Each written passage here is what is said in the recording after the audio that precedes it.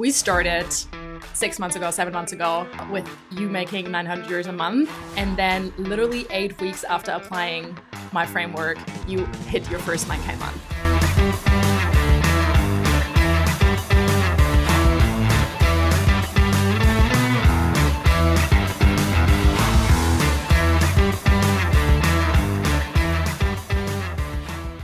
Welcome back to another episode of Fuck Conventional. This time I'm in Berlin with Lara, and she has been in my coaching container for about 6-7 months now. And we are going to be talking about the beautiful challenges that occur when you are ADHD and run a business, but also the incredible progress that you've made in your business. We're going to be talking about purpose and how to live that. And yes, I'm very excited to dive into this conversation with you. So first of all, do you just want to give yourself a little introduction, who you are and what you do? Yes, of course. Hi, my name is Lara, and I'm a holistic coach for women with ADHD and ADHD, and I help women with ADHD and ADHD thrive and live an authentic life that's true to them and which they can really enjoy. And also, so I want to help them to know how to harness their ADHD or ADHD more as a superpower or as a power in itself. And I also want to show them that it doesn't have to hold them back, but that they can accomplish anything they set their mind to. I kind of love that you low-key took over my old niche, basically. Yeah, so I did. I started with, it's still very holistic coaching that I do, right? And there's still an aspect of like nutrition and all of that in that. But now you sort of like really go into like routines and nutrition and nervous system regulation and all of those beautiful tools. And so but I actually love that you kind of continue the work that I started in Germany. So now that I do business coaching and more like internationally, so it makes me so happy to see that you found your niche, which has been a journey, which I would like to talk with you about, because when you started working with me, you been told basically from many coaches, right, to not go down the path of like purely focusing on coaching women that are on the neurodivergent spectrum. And so you've kind of been stuck in your business when you first started working with me. So what was the starting point before we worked together? Yeah, so basically any advice I got was that, okay, you need to have a broad niche. You can't be too specific. Once you get too specific, you're going to exclude certain people. People don't want to be excluded. In order to find clients, you need to offer a huge variety of services and all that stuff. You can't charge too much. You have to take anybody into your coaching container, even though you don't feel like it and it doesn't feel right, but you have to make money, so you need to do it. And before we started working together, I actually thought a few times about pivoting and changing my niche, but I never dared to, because the moment I talked to anybody about it, they were like, no, you can't do it. Don't be too specific. Don't be too niche-y, kind of. It's going to ruin your business. But quite the opposite happened, actually. I think we're going to talk about it later as well. The more specific I got, the more clients I had, and the happier I became my business. So I think it wasn't just about the niche, but I think there was also this aspect of like fully owning who you are and also talking in public about your own journey of diagnosis, right? And so there was this whole process, because you know how much I say that. Your business is merely a reflection of who you are and your internal beliefs, right? And so that's why business is so deeply connected to identity work. And you can't really separate the two things. And so what we did when you started coming to me was really looking at what were the subconscious beliefs that you had about yourself. And also, I know this too well, right? Like growing up undiagnosed, the world always mirrored you. You're different, you don't fit in, and you should try harder. And so what it comes down to every single time with every single client that I work with is that we carry these beliefs that there must be something fundamentally wrong with us. And that always shows in your business, how you show up in your content, how you show up in your business. And so that was one of the first things that we actually started to look into. Is like, okay, well, what are the things that are currently holding you back to like fully claim who you are? And that's when you started really owning your voice and your niche. And that's, like I always say, the internal transformation is what creates the byproduct of making more money and having more success in your business. So I would love to hear from your perspective, what do you think is essential being on the spectrum to succeed in business? Wow, I think there are a few things. So the first thing that comes to mind is boundaries. Having clear boundaries, sticking to your boundaries as well, and also being able to communicate your own boundaries. Super important. The second thing is, once your battery is low or empty, that you just take time to recharge, because I was a person who was always on the go, always doing things, always hustling harder in order to succeed and kind of to earn my success, and always being on the go and always doing things and hustling harder just felt safe for my nervous system. And on the other hand, I also felt like, okay, I need to rest. And I think this is also something we talked about private a little while ago, that I just didn't dare to rest because I felt like, okay, once I take a week off my business or 2 weeks or even just a day, everything is going to fall apart and I won't have success. And this thinking was followed by a lot of burnout cycles. So we all know them. I was constantly burned out, and then I would regain my energy back, and then my next cycle would start, and I can't really explain it, but I just felt so fundamentally wrong, because I felt like, okay, I need to rest, but resting also felt so unsafe and so kind of life-threatening, really, because my nervous system was just so dysregulated that it didn't want to rest. And these are definitely the few things that come to mind. And also following your intuition, because also something I realized is that I can trust my gut instinct, because whenever I talk to a potential client or a business opportunity comes up, I always have an instant gut reaction, and it's always true.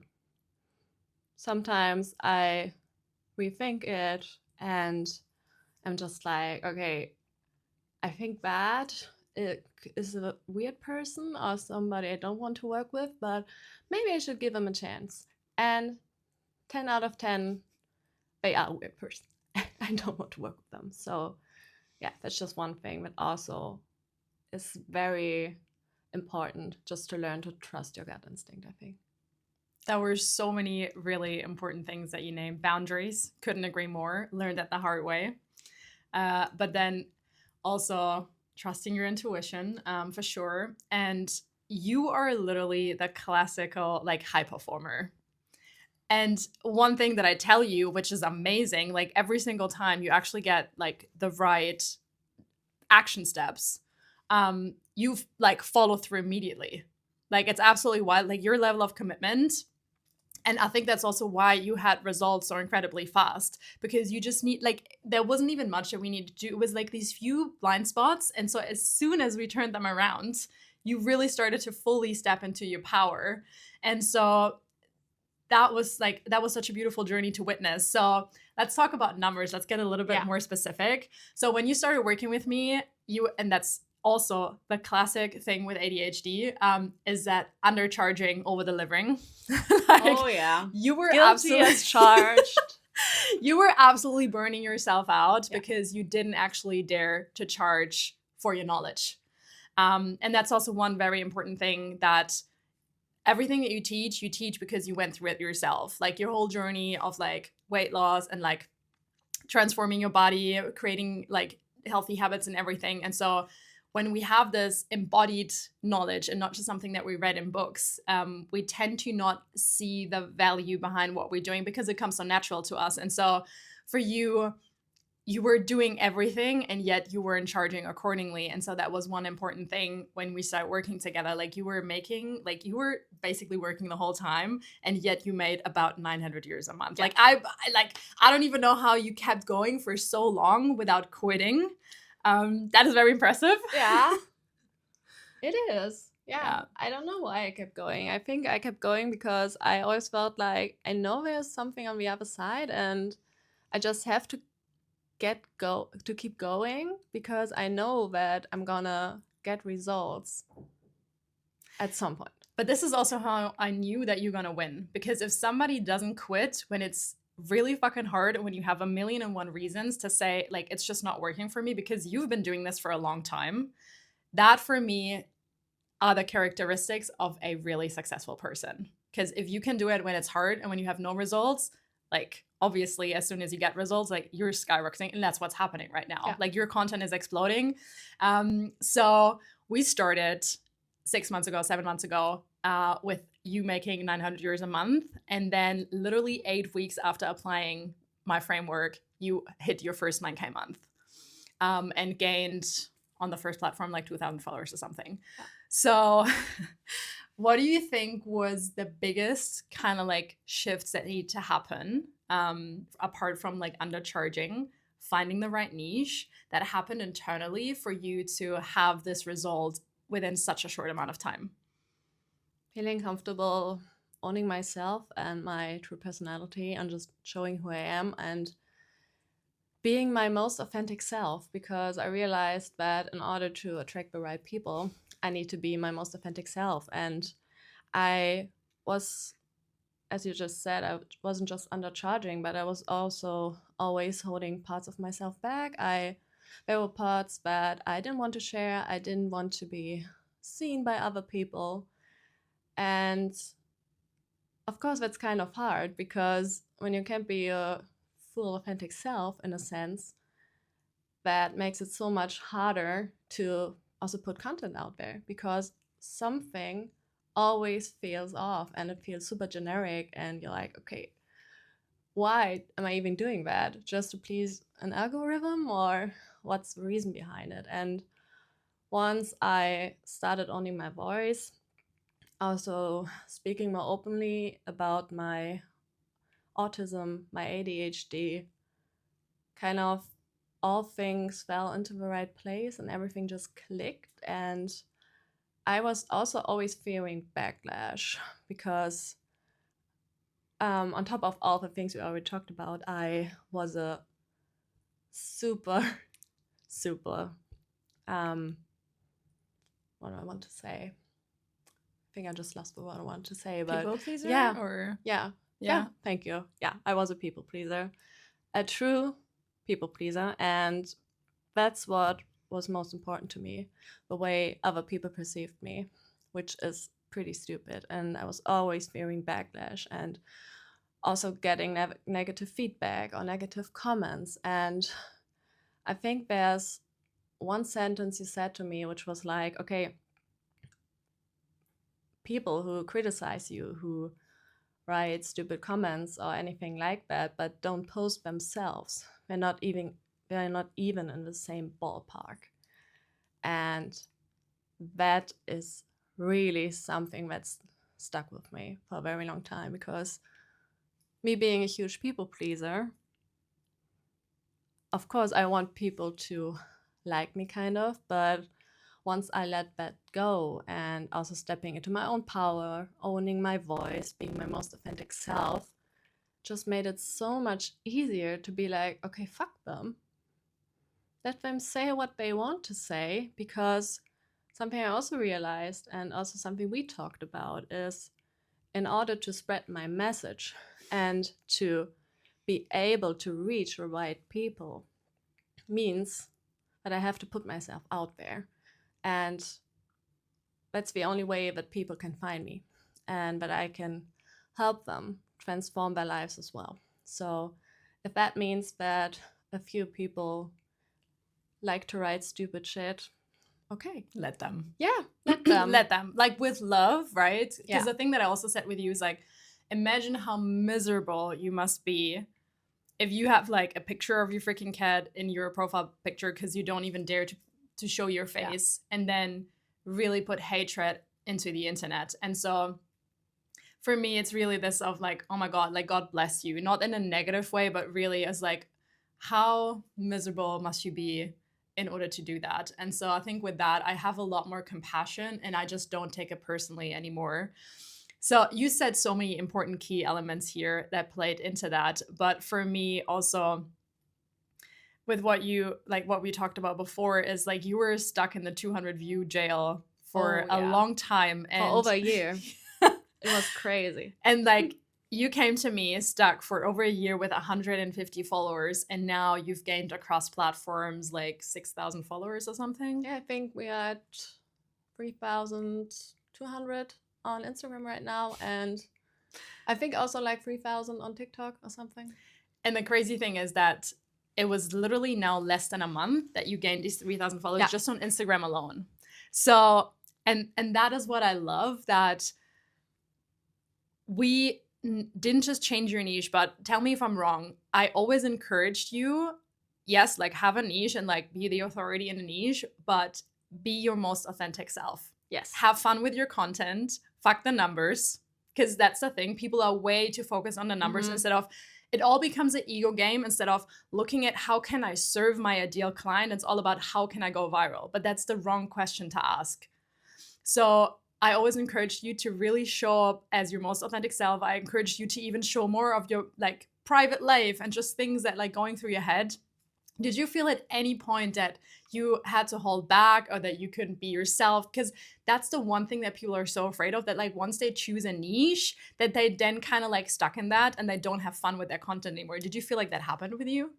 No, quite the opposite actually, because the more I let go, the more parts of me I could show online, and I also felt comfortable showing online.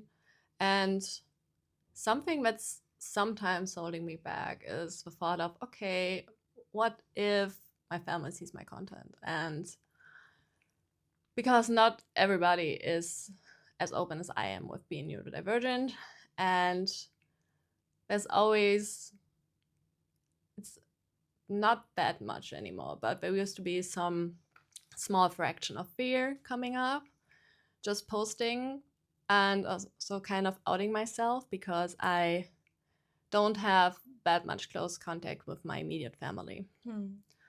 And I was like, okay, but let them think what they want to think. It doesn't matter, because I'm still the same person.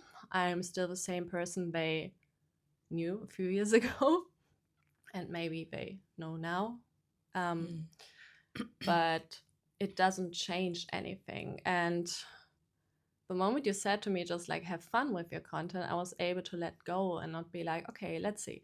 That person did that reel, and that reel had like 500K views. And so I must do something similar or something like that. And just owning my voice and doing what I feel like doing made it so much easier. And also starting to film like just talking head reels, really, which is super imperfect, not a lot of editing or anything, also made it so much easier, because before I was working on a reel for an hour, maybe 2 hours, and then I was posting it, and of course I was expecting to get some kind of feedback, but being stuck in a 200 view jail, like you call it, meant that I didn't get any feedback at all. And so I was like, okay, I just invested 2 hours in editing that reel and nothing happened. And now I'm like, okay, kind of quick and dirty, I'm gonna record the reel, I'm gonna edit it minimally, put captions on it, and then I'm just gonna post it, and that's it. And it doesn't matter if 800 people see it or 2,000 people, or I think I also had a few reels that went viral now, and I think one has over 200K views at the moment. So, yeah. I think what people forget is it's so easy to say, like, just record something and post it imperfectly. If it would be this easy, everybody would do it. I think what people forget is, again, the inner work that it takes to show up online, being unapologetic, owning your voice. That is the part, because it's everybody can pick up their freaking phone and record something. But it's also, and that's the big thing of like being ADHD, ADHD, is this fear of rejection. And so the fear of people rejecting you online is so big that you just don't show up fully. And so I think that was the big thing why you now have the ability to post content like this. So basically you work way less than you do before. You were traveling to London. You went on a trip with like, can you call it a horse vacation? Horseback riding. I picked up horseback riding again. I love that. I actually want to do that as well. So basically, you took way more time off. Yeah. You don't feel guilty anymore for resting. You work way less, and yet you make way more money. And then I remember, I think it was like last month, where I literally got like in minutes, like I don't even know how to say that in English, like basically back yes, that's the word I was looking for. I literally got back to back. I got another book called. I got another call booked. I got just like, holy shit, I'm fully booked for this month. And so that was so incredible to see that by you having the resilience to keep sticking to the plan, even when the results weren't there yet, but also you had such a clear vision in your head of like where you wanted to see yourself and where you want to see your business. Also having the tools of like regulating your nervous system. Yeah. And the deep identity work that we did. And that's the thing that people completely underestimate. You do the thing, nothing happens. And that's where most ADHDers lose their interest, because they don't get the immediate reward, aka the dopamine hit. So they don't get the dopamine hit, so they lose interest. And then like it's this kind of seed that is like growing underneath the surface, and you don't see it, but you're planting it and you're watering it and you're like loving it. And then one day it starts coming out, and then it blooms within the shortest amount of time. And that's exactly what happened with you. You stick to the plan, even when there was no immediate gratification. You stuck to the plan, and then like literally overnight, basically you blew up. Now you have followers coming in by the minute. Like you're getting leads. Like it's absolutely wild what has changed in the last 6 months. And just for me, looking at it from the outside, I think the biggest shift is your level of confidence. Yeah. And not looking for kind of like people validating you from the outside, but knowing, okay, I am speaking my truth. I know my values. I know who I am. And that's therefore how you show up. And so I think that's why you don't have that anymore, that it bothers you if a video has like lower views. So I would love to know what you think personally in those last 6-7 months that we worked together were the biggest internal shifts for you, where you feel like that confidence comes from. Yeah, so one thing I already mentioned, just being more comfortable, being my most authentic self, and also just seeing the kind of impact I can have on other people's life by just showing up, by just speaking my truth, by just being myself, because this also means that people feel seen, they feel heard, they feel validated in their experience. And that's also something that's very, very important for me. And I think also what made me more confident is just not speaking to too many people about my business and asking them for their opinions or anything like that, but just asking you, of course, but also, again, just trusting my gut instinct. And also, I think sometimes we're also very stuck in our heads because we just expect a certain thing to happen, because our nervous system, of course, senses danger. We're putting ourselves out there, the fear of rejection kicks in, and all of that. And then a few negative comments come up, and the first response may be, okay, freeze. But then I'm able to regulate myself, and also being able to be like, okay, let them. It doesn't matter, because I still feel so confident inside of myself. And I think the greatest shift was you providing for me the same thing I provide for my clients, is being validated, being seen, and also, as you just mentioned, that I was able to be resilient and stick to my plan, if I wouldn't have had you in that moment, I would have pivoted again 1,000 times because, as you just said, I didn't get an immediate reward. No dopamine hit. Quite the opposite, actually. But just learning that I am able to do it, I'm able to hold it, also was kind of a seed again because it gave me so much confidence just seeing all the small wins, and all the small wins were just adding up to where I am now, and now really feel like a completely different person, not just in my business but also on a personal level, because I own who I am so much more compared to 6 or 7 months ago when we started working together, and that's pretty damn awesome. And also surround yourself with the right people is also a very important thing, because when you talk to people who have a very small mindset and they always try to hold you back, not because they are being mean or anything, but because they want you to be safe most times. But when you listen to those people who are not where you want to be, then you're not getting anywhere. And it's also something I realized, that it's always better to connect with the right people, quote unquote, who are already where you are, because their advice is going to be so much better. And also, I think this is also something you mentioned in a previous episode, is like, don't listen to 10 voices, but when you work with a coach, listen to them, what they have to say, and then do the work accordingly. I think yesterday was a beautiful example of that, of like how much your environment shapes your thinking, but also how you feel about yourself. So to give you a little bit of context, yesterday I organized a dinner with some of my long-term one-on-one clients that have been with me for like around 12 months. And we all met. And even though you obviously all just knew me, it was like a group of friends coming together. And I think the one thing that we can all agree on, like, we left feeling so seen and safe and to like be ourselves. And this whole conversation was just like ping pong balls, and we went from topic to topic, and it was like, sorry, I interrupted you. I'm like, oh no, wait, we're all ADHD. And it was just this absolute beautiful environment where you could be so unapologetically yourself. And I think just from that, from having people truly accepting you for who you are, that alone brings so much inner peace and healing from all the rejection that we face in the world so many times. I shared that with you guys yesterday on a table. It's like, I have heard my entire life that I am too loud, that I am too much, that I speak too much, too fast, too, like, I was just always too much. And so now being in rooms where people appreciate me exactly for that alone shifted so much, which is also obviously one of the reasons why I moved to Bali, because everybody's kind of like out there and unconventional, and you continuously have conversations like that.